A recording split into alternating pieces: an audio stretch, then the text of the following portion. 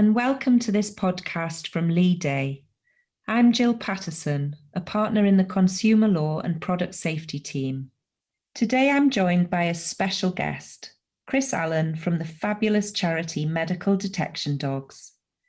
This charity helps support people with life-threatening health conditions by providing them with medical alert assistance dogs who can identify issues and alert the person to take preventative action prior to an emergency.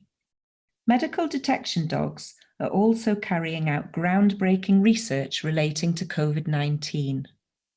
This charity needs our support now more than ever. So listen in to find out more about what they do and how you can help. Chris, thanks so much for joining us.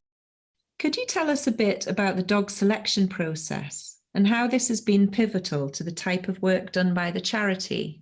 So my core responsibility is making sure that as a charity, we're selecting the right puppies, the right ages, the right characteristics, the right temperaments to go on in 18 months, 2 years' time to become working dogs for the charity in whatever sort of format that takes place. So when I'm selecting puppies, I'm looking at puppies that could either go on to be medical alert assistance dogs. I could be looking at dogs to go on and become biodetection dogs, and more recently looking at dogs that could go on to be COVID dogs. And so those three different types of dogs do quite different jobs, don't they? Would you be able to tell us a bit about the about each type of job that they do? Sure, definitely. The medical alert assistance dogs are matched to a individual that's got a life-threatening condition. That could be type 1 diabetes, that could be a condition called POTS, that could be, I'm trying to think of some of the other conditions. We've got some dogs now that are being trained to detect nuts or severe allergies. Yeah. So those dogs are dogs that are very much working with an individual. They're working for someone and they are through odour, giving them alerts, either when they detect, say, a nut, if they've been trained to detect nuts, and they will give an indication if they're coming into an area where nuts or this specific odour they've been trained to respond to is present. The clients that have got life-threatening conditions such as type 1 diabetes, the dogs will be giving them a warning, possibly well before they are aware that they may be having an episode.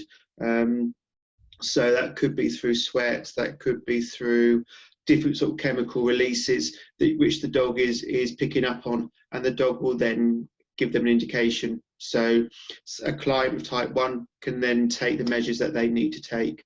If it's a client that's got POTS, it won't prevent them from having an episode because there is no treatment for POTS, but it will mean that they can place themselves somewhere safe and secure, because the POTS condition means that they will suddenly have a drop attack.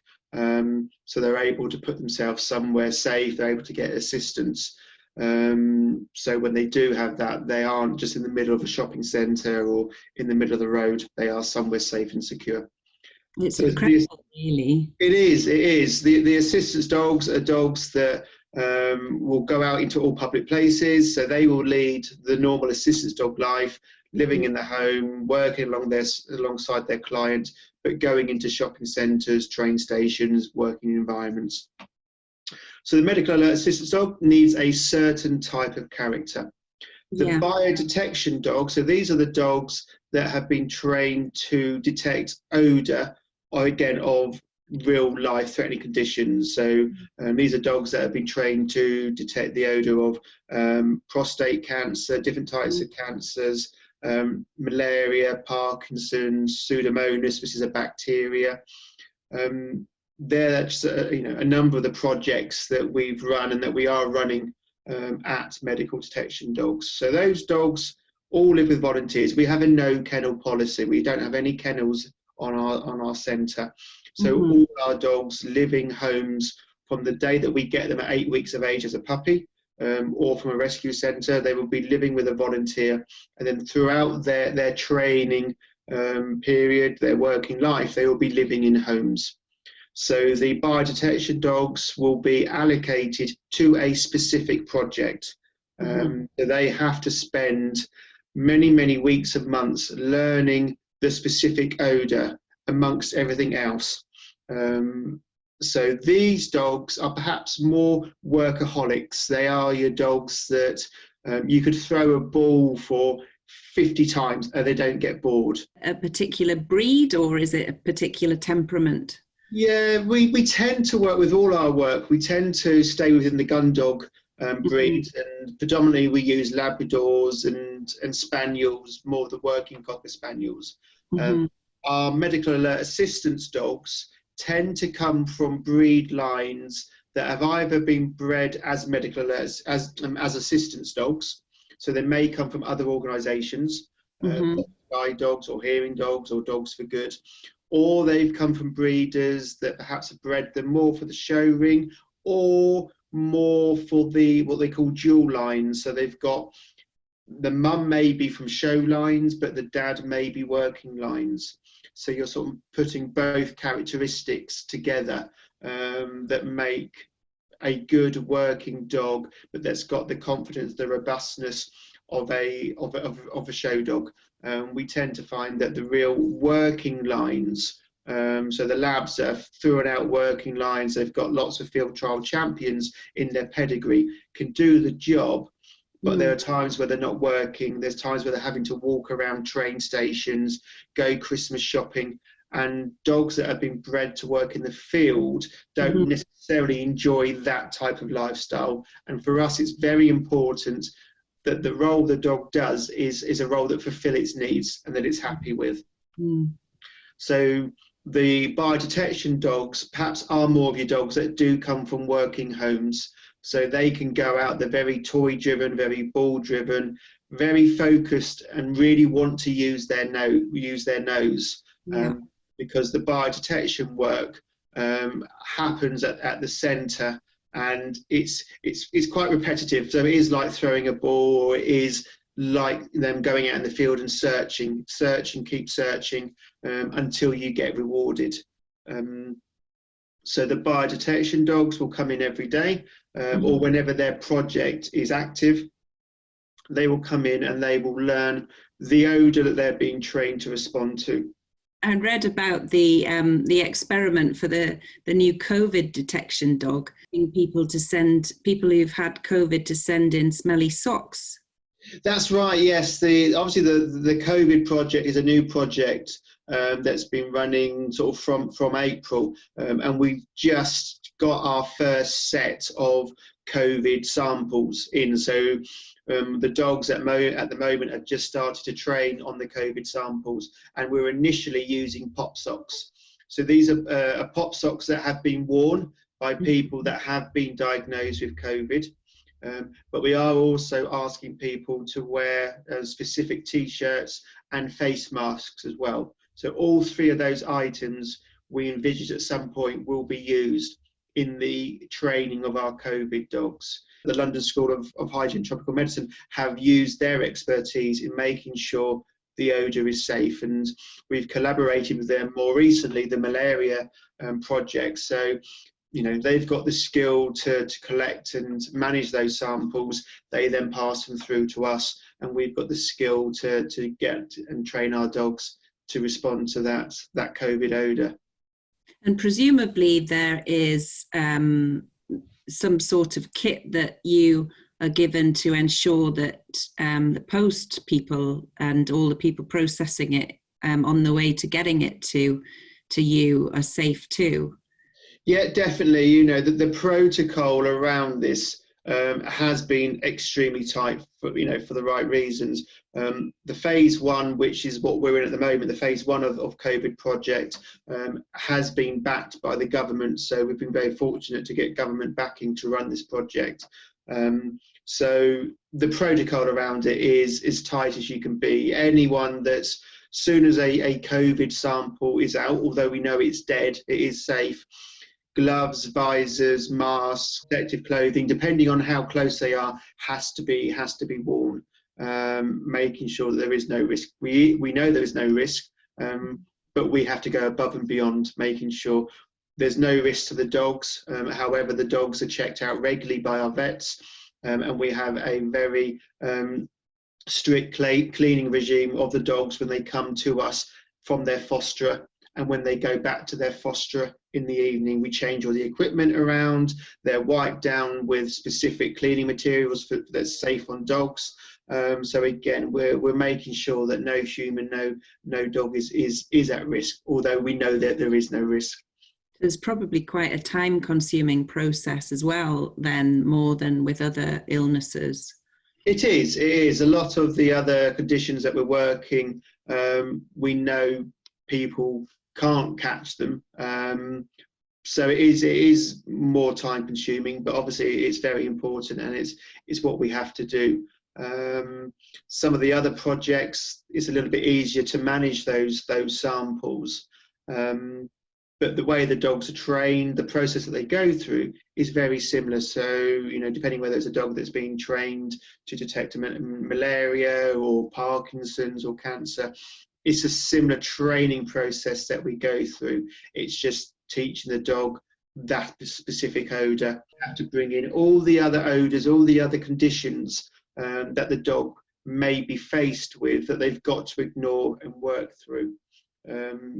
When we come to prove that dogs can detect a specific odour, whether that's Parkinson's or COVID, we just can't present the dog, healthy people, and then a person with COVID. The other people that they're or the other samples that they're working on could be people that have got other conditions. So the dog has got to ignore those conditions and pick out the exact odour that they've been trained to respond to.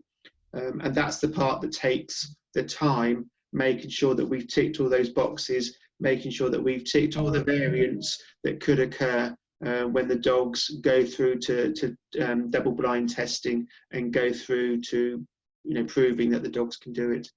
So it really is detective work. So how long do you think? What's the sort of planned time scale for the COVID project?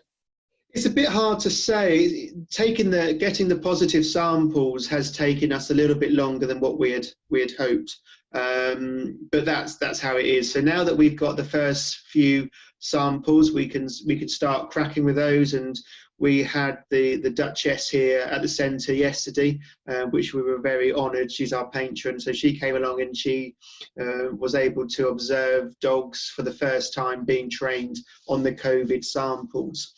We need to get more COVID samples, and that's our biggest challenge, and that's our biggest plea, really.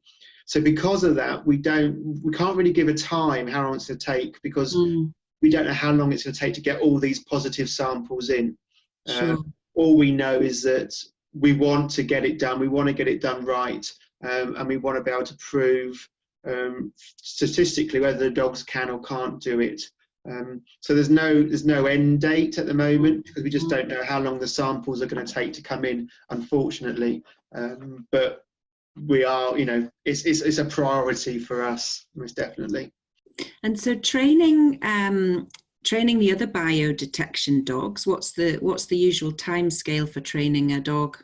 Yeah, again, depends on the project and the sort of the detail they want to go into. But some projects, so some of our cancer projects, have been running for several years and are ongoing.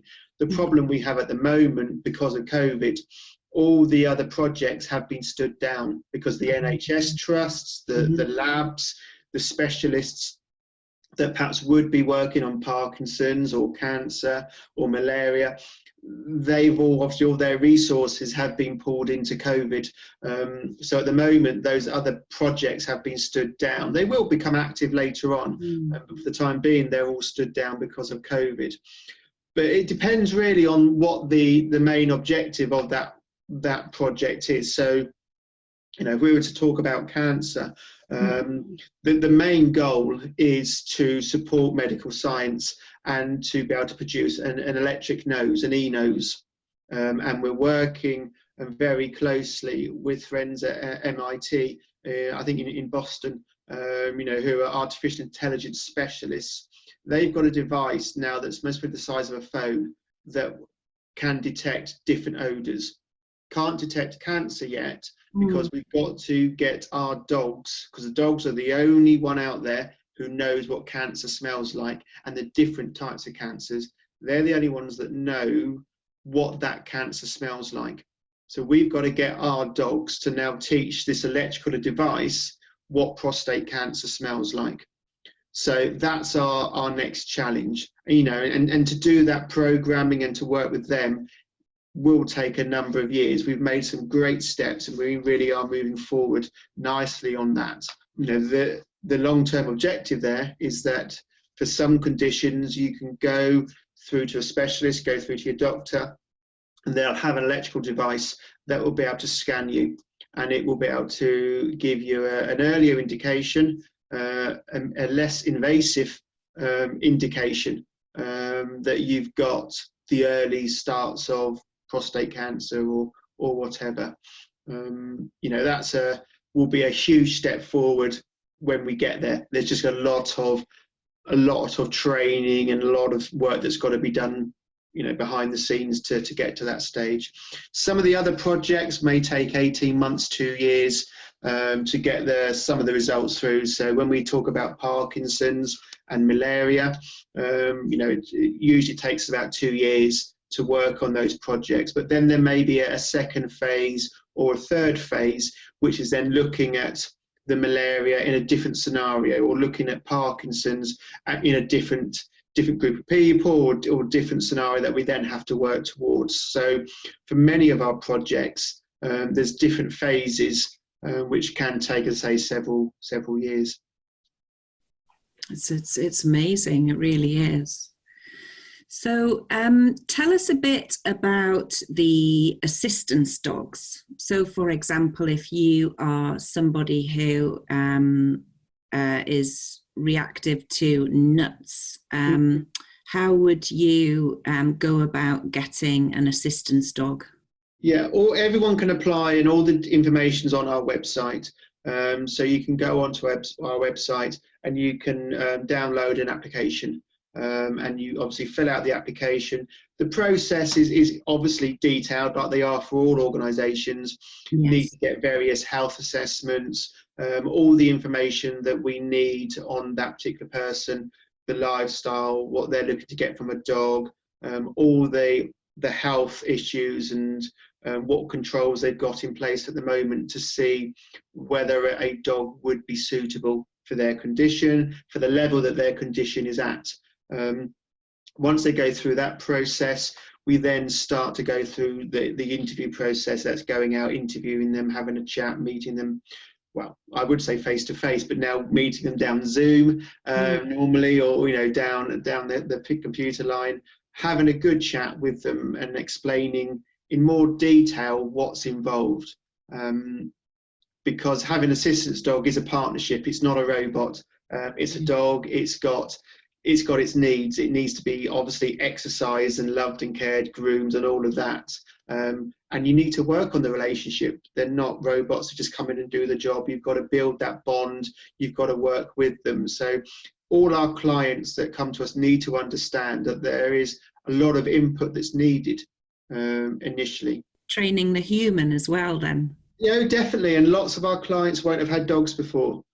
Which can work in your favour sometimes. They've not had other experience to go by. They've perhaps not got the old commands that they may have used with their old pet dog, or the different training approaches out there. They may not sort of use the more up-to-date modern methods. So sometimes having a new dog owner is slightly easier, but we're able to adapt our information, our training, depending on the client. And we have instructors that will work very closely with them once they're in the field. It can take several months before a medical alert assistance dog becomes qualified, because we need to make sure that we're gathering all the data that supports that they are actually working. So for every client, there's an app that they get. So whenever a dog gives an indication, we then record and gather all that information. We can then look at the stats to see how accurate they are, how the dog's performing, whether they've missed any episodes. So we can make sure that, you know, dogs are sort of 90%, 95% as much as we can do. You know, dogs are dogs. It's hard to say that they're going to be 100%. They have their bad days and so forth, but we need to make sure that they are working extremely high before we can accept them and take them on or pass them as a fully qualified assistance dog. And you mentioned just then about being forced to interview people by Zoom recently instead of in person. In what other ways has the charity been affected by the COVID crisis?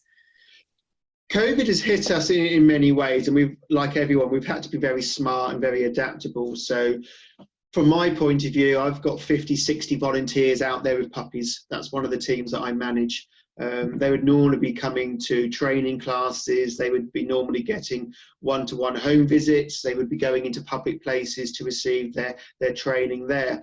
COVID stopped all that. So suddenly we had to do training classes down Zoom or Teams. We had to do interviews and training sessions via Teams. We made up some extremely good training videos, so we can then share that with our volunteers. Again, trying to give them as much electrical support as possible. Some of the challenges will be that our dogs, especially our younger dogs, have missed out on some key socialization skills. When lockdown came, we had puppies that were 9, 10, 12, 13 weeks of age. So they've missed out on that period of being carried around the local streets, carried around the shops, and then going into local towns, villages, building up their socialization, perhaps going on the bus or the train for the first time. So they've missed that element of training, which is just going to, it would just cause us a few challenges. We've got to sort of overcome those hurdles. Some of the issues are dogs around separation. Obviously, people have been at home a lot longer, so dogs have, so dogs have got used to people being around. We've had to be quite strict. Make sure you leave them, even if you're working upstairs, put them downstairs. Even just go and stand in your garden for 5-10 minutes, or sit in your car. Just do something. Try and maintain that routine, maintain some of those challenges that are important if they are to go on as assistance dogs or biodetection dogs. Also, I think mostly for all charities, the biggest hit is fundraising. There's no events happening, there's no dog shows, there's none of those excellent sort of community fundraising events that as a charity we rely on heavily throughout the summer months. None of those take place. So again, everyone's having to be smart about what we can do, online dog shows and the trick classes and and things like that. But it has affected the charity heavily in fundraising. Not able to go out and do talks. A lot of our volunteers, speakers out there haven't had anyone to go and talk to. Again, been trying to do it on Zoom and so forth, which is brilliant. But it doesn't beat going out and actually meeting someone, actually fussing a dog, the hands-on, face-to-face contact. You can't replace, I don't think you can replace that fully. So there's been a number of challenges. A dog that supported someone with diabetes that came to our fun day last year, and the dog was incredibly popular, as was the owner, who gave a very nice talk. But I think people feel more moved to give when they have a connection with the charity in some way. No, definitely. We see it at all our fundraising events. You can stand there without a dog and you'll get some attention. You get some money popped into the collection tin or merchandise sold, but you get a dog there, you get a puppy there, and instantly you've got a crowd. You can then engage with them, you can talk to them. So it's that face-to-face and having a dog there, again, that has sort of impacted on what we can do as a charity. Well, hopefully we'll be able to get your message out there a bit via our social media platforms, and what we'll do is put some links up to your website and to any giving links as well on this vlog when we post it. Yeah, that'd be brilliant. We know, very appreciative. We've got a long waiting list of people that want our medical alert assistance dogs. So anything to help us would be brilliant and much appreciated. And if people can't give money, then they can do their bit by searching around for people that they know who might be able to help with some of the projects. Yeah, definitely. We're a small charity compared to some of the other organisations. However, we do have regional staff that are, oversee fundraising. They're always looking for volunteers that can get involved and help in some way. And the fundraising team are having to think outside the box and think of ways how the volunteers can fundraise without actually having to go into a hall or a shopping centre to do it. So volunteering for the charity is a huge part. The charity itself is heavily dependent on volunteers. Our whole reception team is manned by volunteers. Lots of we've got our puppy socialisers, we've got our bio dog, our COVID dog, fosterers. Without those volunteers, we couldn't do what we do. So we don't have any kennels, we don't want any kennels. So knowing that we've got loving homes that they can go into every evening is brilliant. The challenge is that those dogs have to come to the centre almost daily for training, so you've got to be within a reasonable travelling distance to be able to do that. Again, we don't have the funding to cover everyone's petrol costs. So to have a dog, to look after one of our dogs, you do need to be within a certain distance from us, so that the travelling, the staff coming and working with you doesn't impact on you hugely. Great. Yes. I did have one more question, which I should probably know the answer to, but I wasn't able to find it. How many assistance dogs do you have around the country? Yeah, good question. I think it's about 100, just under 100 assistance dogs out working. As I say, we're a very small charity compared to the others. Each year the number that we look to place varies, but there's about 100 dogs we've got out working now, and obviously as we've been going 12 years, some of the early dogs have now retired, so we've placed more than 100, but actually out working I think it's around about 95, 96 dogs out working. We've got a few more dogs that are currently in advanced training, so hopefully the next 4 weeks or so we'll be placing 1 or 2 new assistance dogs with clients, which will be exciting. We're inviting an exciting start for their dogs and for the clients during this unknown period of time, something good for them to focus on.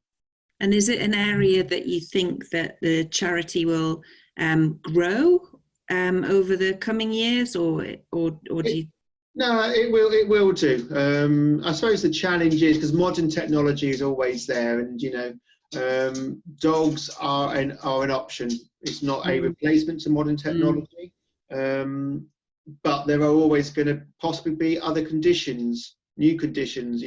COVID is a new condition. There could be other conditions that actually our assistance dogs can be trained to do, years down the line. So, no, the assistance dog program will always be there, and it will definitely grow. It just may change slightly.